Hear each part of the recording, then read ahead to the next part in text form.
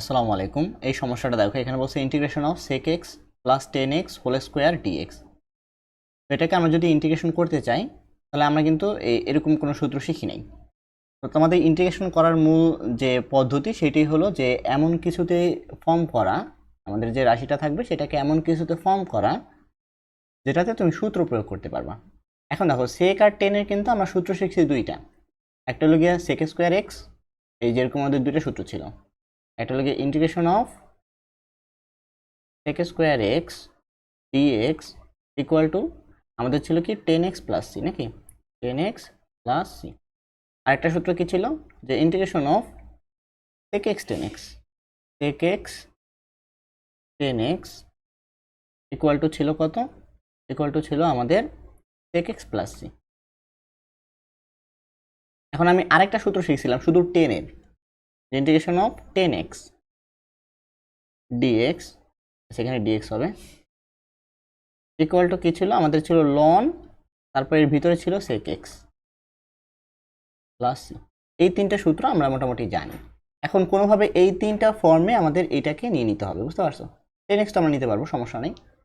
এখন দেখো আমরা কি করব, আমরা জাস্ট বর্গ করে দেবো আর কি, সূত্র ফেলাই দেবো a প্লাস বি হোল স্কোয়ারে, integration of a square plus b square plus 2ab sec square x plus 10 square x plus 2 sec x 10x, sec x 10x এখানে dx হবে।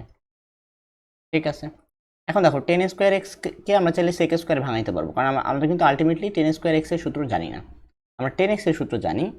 তাহলে আমরা কি করবো, 10 স্কোয়ারটাকে sec স্কোয়ারে ভাঙাবো। কিভাবে, আমরা জানি যে 10 square x equal to sec square x minus 1, নাকি? তো এই সূত্রটা আমরা এখানে বসাইতে পারি।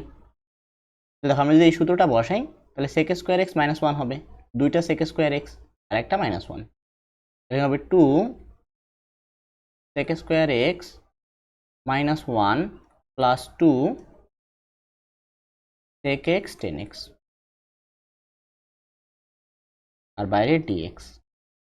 এখন যদি আমরা সূত্র অ্যাপ্লাই করি, এই 2 তো ধ্রুবক, তাহলে sec স্কোয়ার x এর যদি আমরা ইন্টিগ্রেশন করি x এর সাপেক্ষে তাহলে কত আসে, 10x।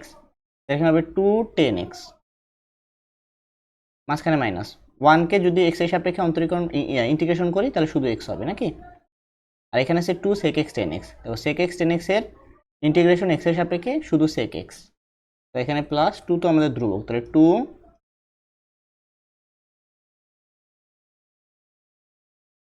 sec x plus C. এই হলো আমাদের সঠিক উত্তর।